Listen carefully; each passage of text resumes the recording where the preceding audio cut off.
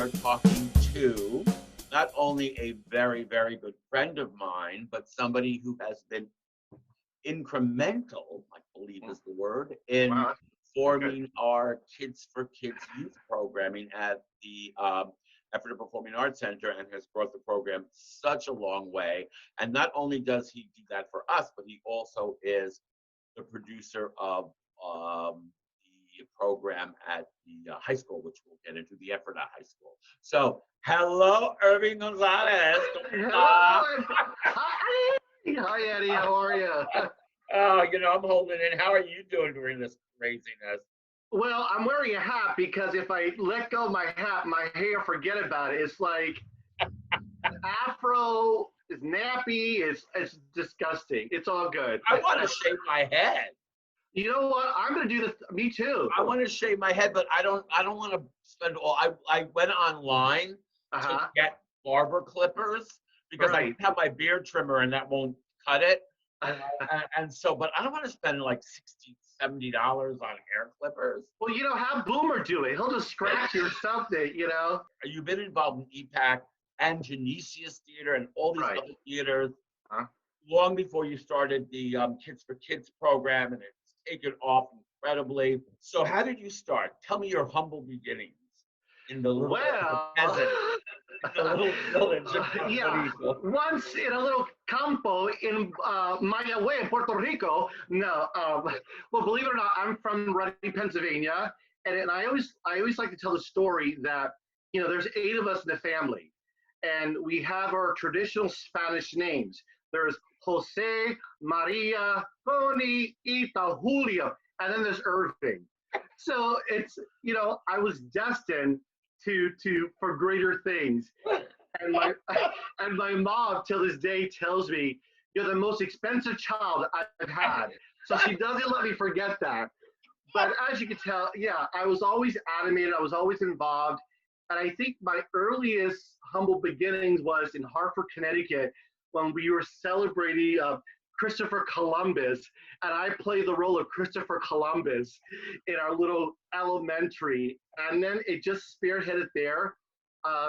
My, you know, first community theater was with Genesius Theater, 17 years old, doing The Ritz. Oh my Lord. So, yeah. And for those of you who don't know, The Ritz is a Terrence McNally comedy. It was very popular in the 70s. I saw it on Broadway like 3 times. And it all takes place in a gay bathhouse. It's like a farce. Yeah, that was my first. And then I just started getting involved. Did you play Googie Gomez? No, no. The famous Wanda Colon did. No, I played her sidekick. I had like one line. I'm like, Googie, no. And I did the famous balloon dance. Oh my God, yes, a balloon. Yeah. Oh my God, yeah. And I'm very proud. George Hassa, who, you know, was the big reviewer for the Reading Eagle, gave me my first review, and I still remember it to this day. He says, Irving Gonzalez's Act 2 balloon dance is a master comedy act. So wow. That just spearheaded, and then back in 2005, I got my first star with Epac as Magaldi in Evita. Oh, right, yeah. And then 15 years later, here I am. Wow. So I went to school. I went to AMDA in New York City. I did some small national tours, and here I am now at Ephrata and both at Epac and at the high school. Now, you are like the Pied Piper of the children's youth group. You're so well known that everybody knows you for that. Did you ever think that that's where you would wind up? Did you think about in children's theater and youth programming? Did you ever see yourself in this, or just something that just happened? Well, I always knew I wanted to be a teacher. I always knew that I always wanted to work in some type of education field. For those who do know me, for those that don't know me, I am what we call a paraeducator, a special education paraeducator. And what that means is my focus is grades K through about 3rd. I work closely with the teacher in the classroom setting, working with students with both emotional and behavior needs. And I go in there providing that support along with my fellow colleagues, just to allow these students to reach their potential, to create a safe and nurturing environment that succeed in whatever academic goals or even behavior goals that they have. So that's what I do full time. In years prior, I've had huge um, experience with the field of both geriatric care and the mental health and mental retardation fields. As you know, several years ago, about 7 years ago, not only did I have a full-time job, but I was also kind of like a single dad having an adult with autism. So I did that for about 5 to 7 years. And you remember me tagging him along to the theater and trying to multitask. So that's kind of a history of why I feel there's also been kind of such a close bond when it comes to people relationship and kids and various levels of backgrounds. Right. So yeah, this is something that just comes naturally to you. I think like working with people and education and helping and very service oriented fields. Right. That sort of stuff comes naturally to you. That's right. Well, I knew, even as a child, I've always gravitated towards adults who were able to kind of allow me to think outside the box or to create, an environment that I could be my true authentic self. And I think that today that's kind of been my mantra that, of course, growing up, being bullied, being in theater and coming from a low income family, there's always stereotypes. So how do I, again, pass that? And I know that having gravitated towards mentors or people who were just able to allow me to be myself has allowed me to be who I am today. And that's kind of been why our theater camp, our theater program has been successful, not only of the program, but the ability for anyone going through our program, whether it's a high school or Epac, know that we celebrate imperfections and that we want you to be authentic. Because I think that was important to me as a child, having struggled, but now able to be in a position where, and I know it's very sound cliche and very, winning a pageant, but it comes from a place seriously, because it's like, and I want to save the world, and, no, but anyone who knows me knows that it comes from a genuine place because it comes from experience, it comes from knowing that if you can't be yourself, how are you going to be able to truly discover the potential? I think that was very important to me today. Right. Yeah, I agree. I think for a lot of us, because having to grow up being the outsider and being bullied and not understood and having all this passion inside of us that we didn't know what to do with, theater is our savior, And I always say one of my greatest achievements in Epac and creating what Epac is today, and what your work has done has just even made it more so, is to create an environment that I wish I had when I was a kid. Exactly. Because I didn't have a place to be authentic. I always was pretending to be something and hiding parts of myself. And there was no place that I felt I could go and just be me and explore me without any judgment or fear. And I think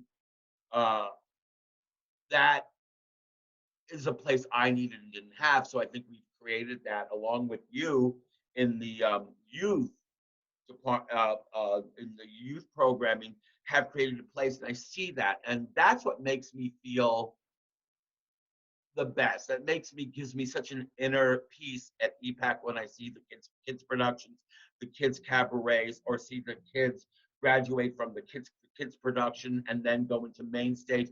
That there's such a freedom, there's such a non-judgmental place that these kids can be who they are without any right.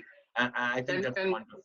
Yeah, and I think coming from, I think not only do our kids feel that way, but I know speaking to the parents who have been really, honestly, have been very instrumental as well in our Kids for Kids program, that they're also involved too. They're also involved in the behind the scenes, and not only are the kids having this total experience, but it's the parents as well. So Right. having that open dialogue and again creating that, you know, individualized, inclusive, personal relationship has really allowed us to um, let these kids really Yeah. discover who they are and let them be the driving force. We're just Right. mere vessels.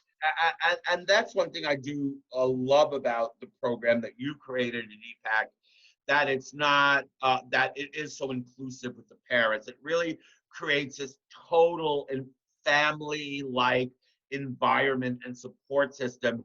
It's not just show up for rehearsals, the parents are involved, the families are involved. So the whole family gets the experience of um, of the journey, Right. of the creative journey of doing the show. And it's not just the moms; it's the No. dads too. Oh my gosh, the dads are like our unsung heroes. Oh, I yeah, mean, they're really have stepped up, have really been a lot of our backstage help, yeah, and to be able for our parents and just to feel that we're approachable and that we don't have this facade or this wall or like this is my office hours. You can't talk to me, you know. I think that tells a lot about our approach and the invitation that we have as a theater.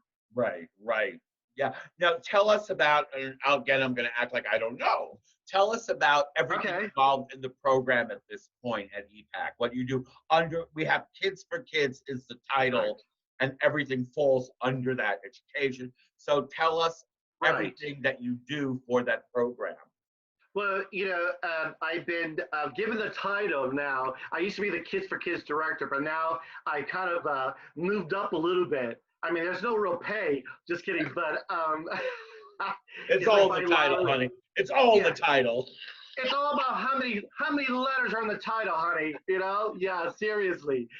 You know, like you is the creative director of our youth program, and so under that umbrella, we have three major series. We have our junior productions, which we recently did back in February. Was it January? January. We did Disney's Frozen Junior, Yes. and then yes, and then we have our 4-week theater camp, and then we have our Young Artist Cabaret. So those are our three major series that fall.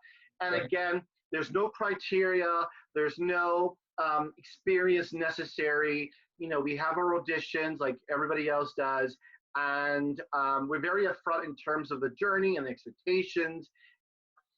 So that's what we have. And I know that as a committee, as a theater, we're exploring other avenues in terms of how do we then again provide more of an educational series.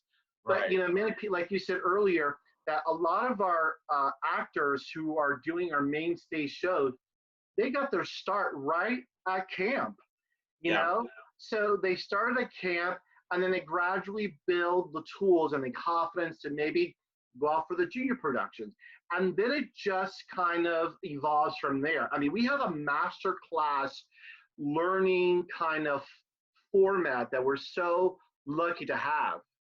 Yeah, we really do. And it's all incorporated. And that's what I love about it. Right, It's right, not like kids over here and adults over here.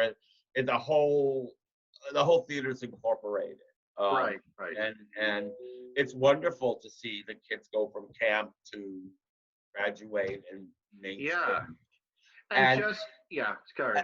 no. So just could you put in just a couple of sentences your philosophy about the Kids for Kids program, if you had to like do a soundbite about what you Wow. want the program to represent? I Not to put you think on the spot or anything. I need my line. Where's Janie, my stage manager? Line.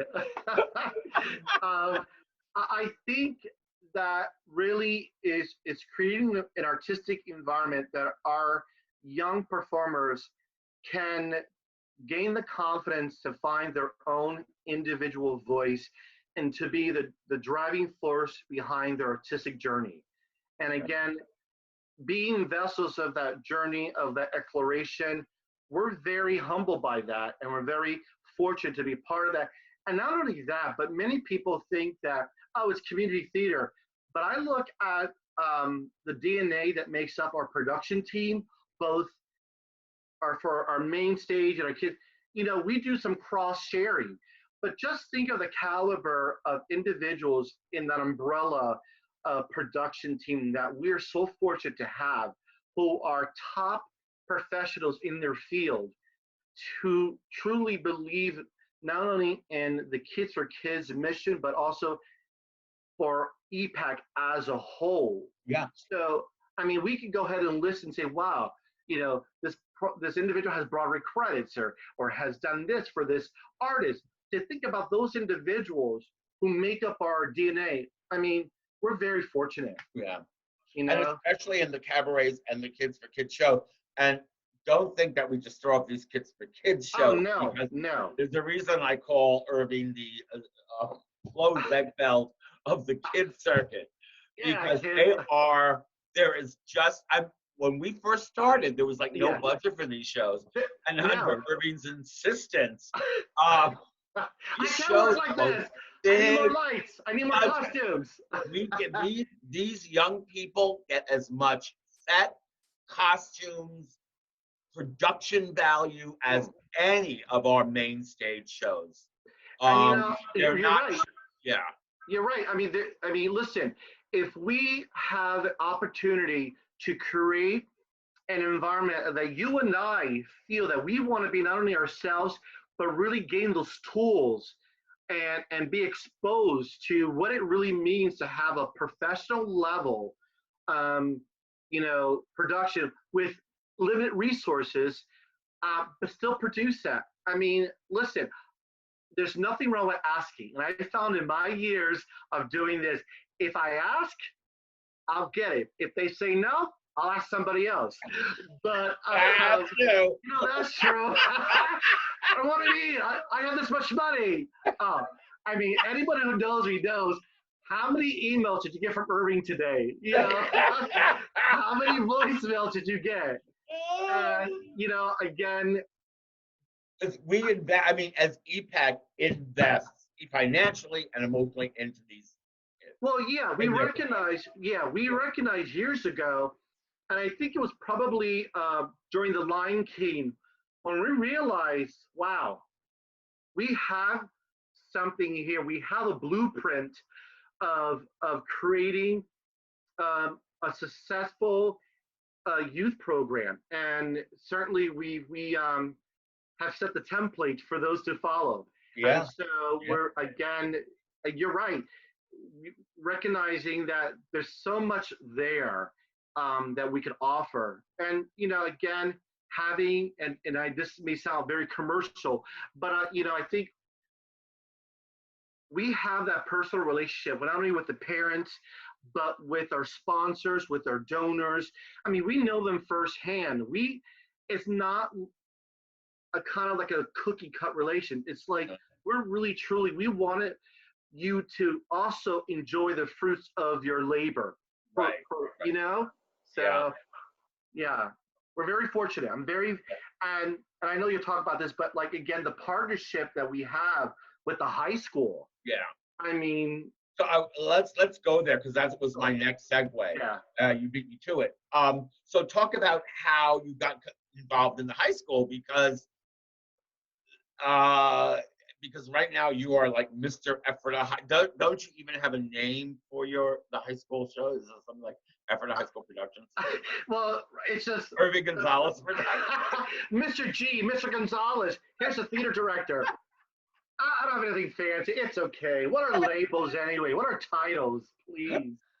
No. Gonzalez Production. Produced by Fernandez. I joke. So how did you come into that? And that has grown crazy too. I truly believe that the universe gives you these gifts, and you meet people in your life that truly will lead you to that next step. Right. And I think when I did Beauty and the Beast Junior, that was our first Kids for Kids show. One of the students said that their theater director was retiring. And we know that that theater director was the legendary, the infamous, the great Dave Deerwechter, Right. who really has set the ground and the foundation of what our the caliber of what our Ephrata High School theater productions are now. I mean, he really kind of set that tone. So it was natural for me to step into his shoes. And so, you know, it's 8 years now. So that Wow. I was able to, you know, have from 20 kids to audition to now having 60 kids to audition. Yeah. And those, again, was trial and error. What works, what doesn't work, having that close relationship with our students, with the teachers, with the administrative, and the partnership that we have at Epac. So Yeah. we're very lucky to again set the tone or the blueprint for other high schools to kind of bounce off ideas or to kind of you know be inspired. And because believe it or not, some history here. It wasn't right now like the Ephrata Performing Arts Center and Ephrata High School have a really great relationship. And like the kids in our Kids for Kids, they do the Epac main stage of the summer. They do the high school shows.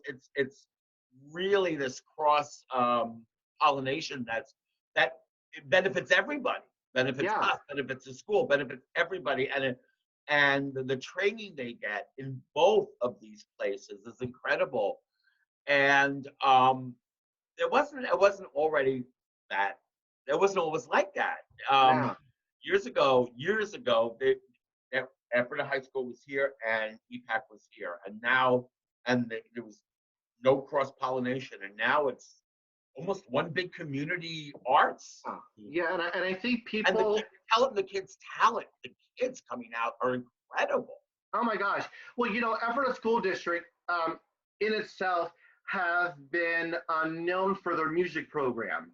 For years now, have been known for not only their orchestra, their band, and their vocals, but now, thankfully, over the years, we have kind of built in that reputation of having a great all-around music and theater program. And you're right, it's that cross-pollination between both Epac and the high school that we're able to kind of recognize who are the Epac kids, you know, and or who are the Ephrata High School kids.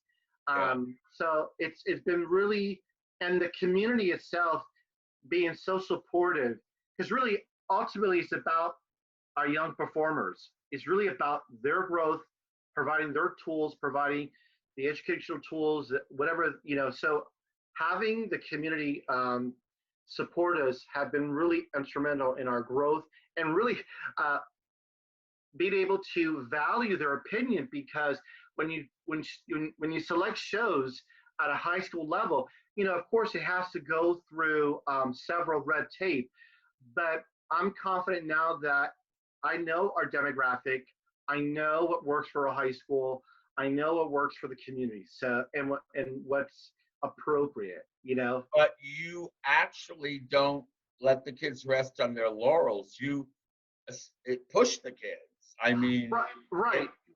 You don't make it. When I say you don't make it easy for them, what I mean is artistically, growth-wise, you don't make it easy for them. You constantly push their creativity. Like Romeo and Juliet was incredible.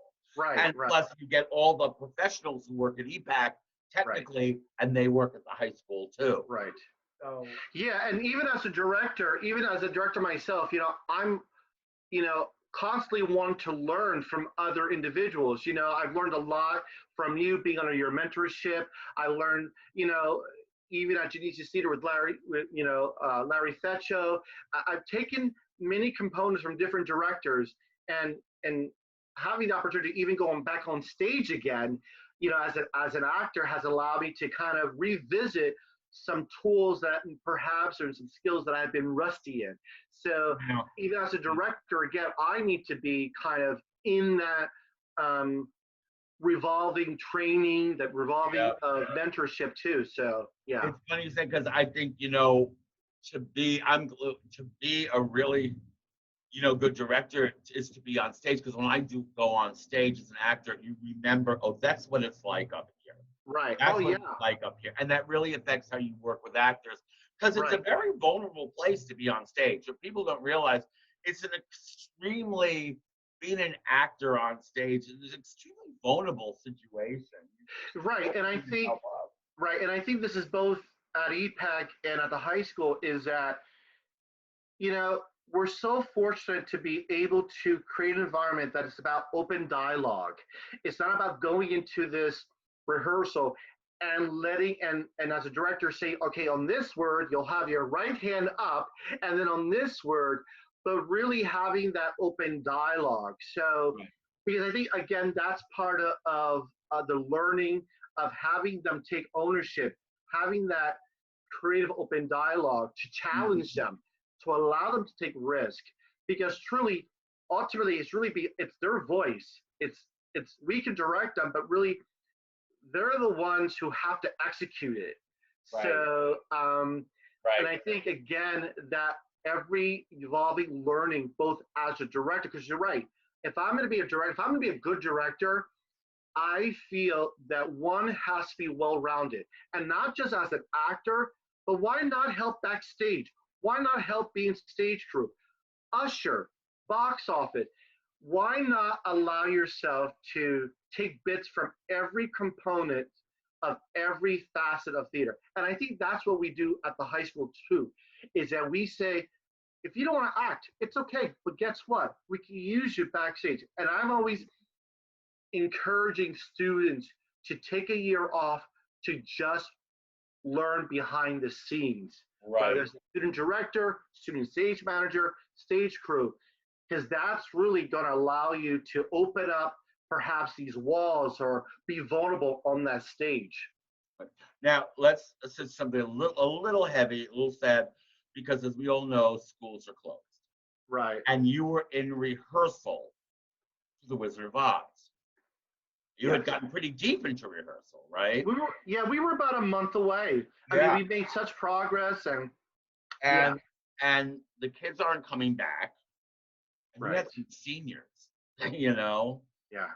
And how has that been emotionally for you? Tell us about that. Words can't express how I feel, and I'm, I say this because around the country, many schools have had to not produce their spring musical, and our journey was stopped, and we had no say about that. So I know that, again, I'm very grateful of the maturity that our students have, the support behind the parents and the administrative to know that we may not have been able to do fully The Wizard of Oz, but no one can ever take back that journey on that yellow brick road that we have from December to March. We can't change that. There are moments of growth.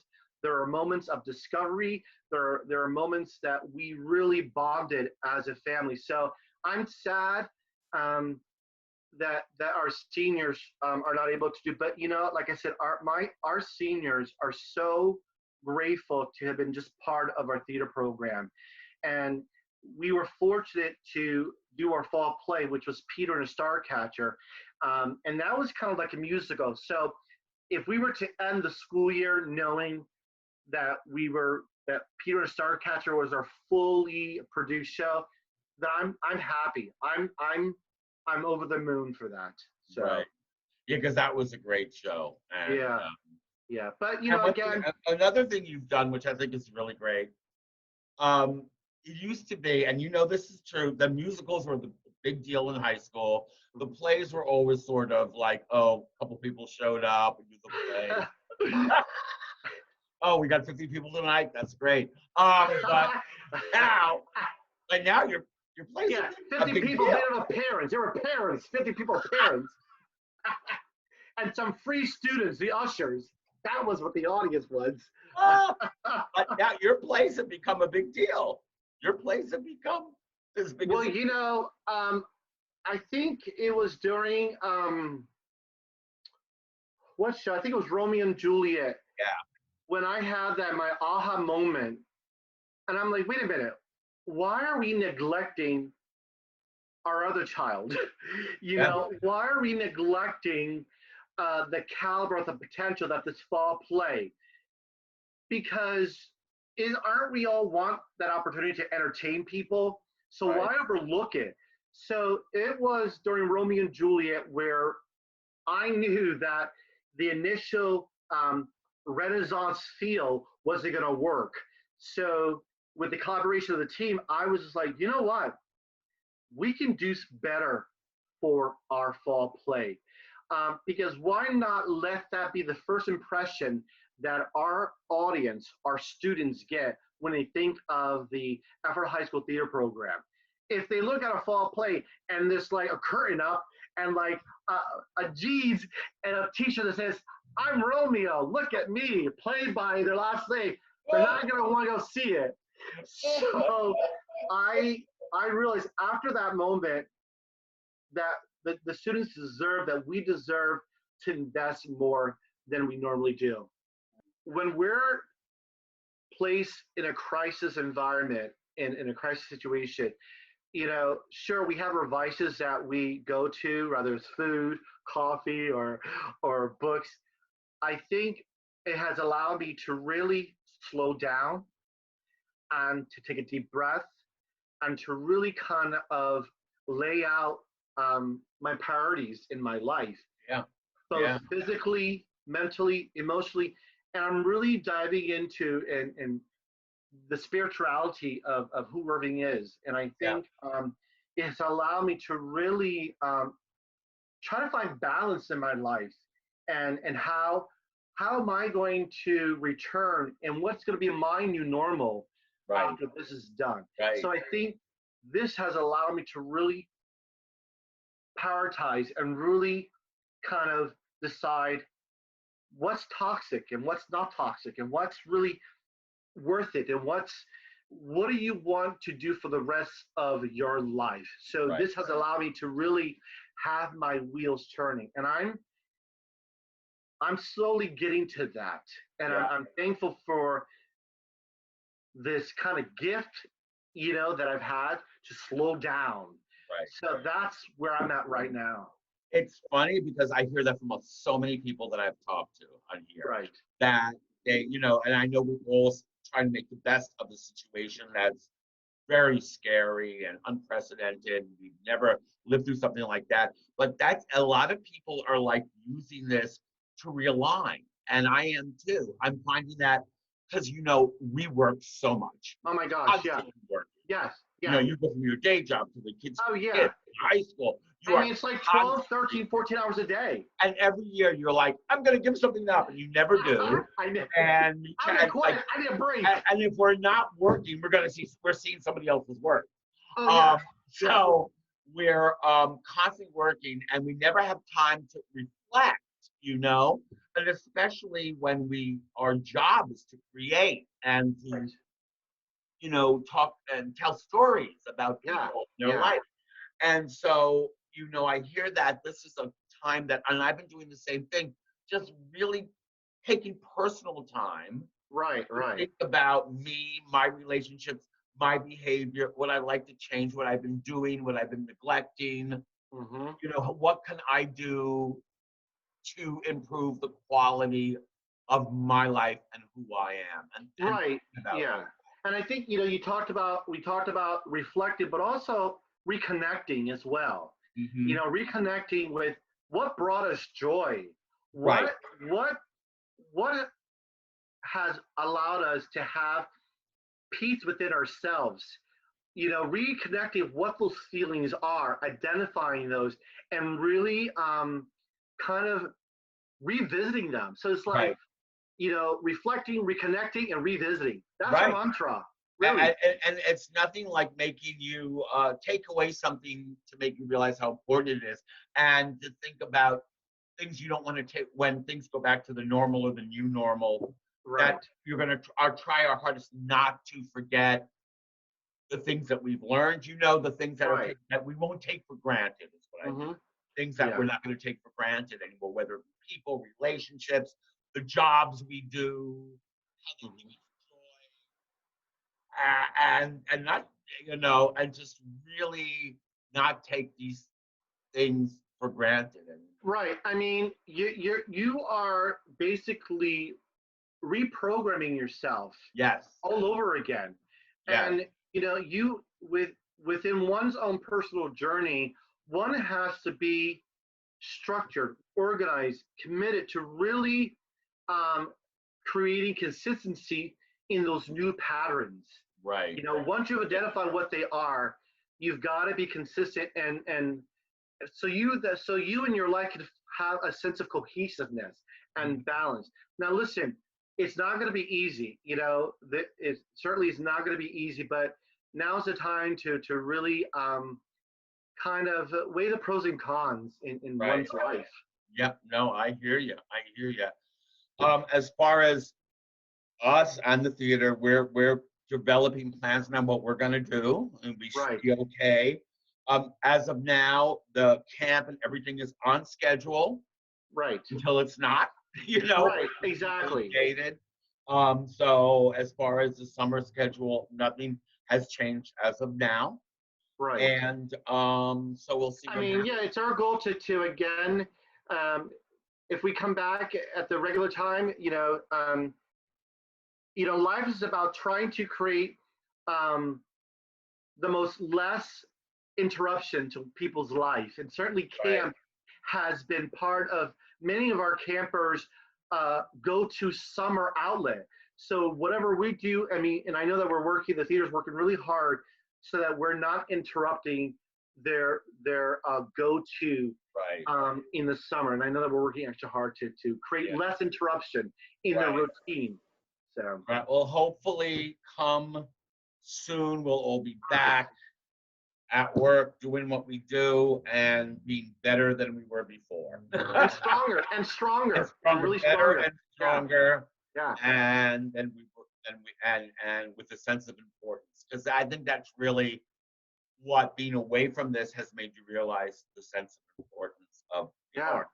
Yeah. And the purpose it serves. What people need them. I know that Mark Robbins from the Fulton gave a wonderful Facebook speech, and he said, even though the government says that the arts aren't they're not considered essential, and we're kind of not considered, people not, but they are essential, and you realize in what they give to not only to the audience but to the participants.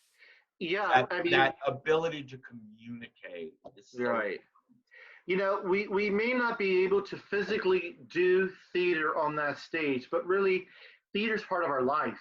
Yeah. Regardless if you are an actor, a supporter of the arts, whatever, but the arts are all around us. And it doesn't necessarily mean about the actors or what's on stage. It's movies, it's pictures, it's what you see outside your home, it's landscape. Those are all part of the arts. And, again, we say this all the time, that the arts has a way to transform your life. And certainly we're seeing that now, that's even greater, that we need the arts in our lives to just transform us, to allow us that escape. So, yeah. Well, it was great talking to you. Yes.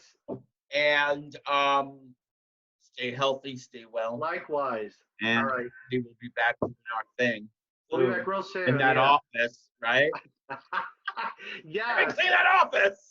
Yeah. Every Friday I'll clean my office. No, listen, I'm just glad my closet downstairs has been, kept clean for a while.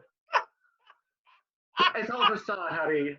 I'm going to tell a story that's going to embarrass you. Wait. I have to. Okay, I have to tell. Oh, gosh.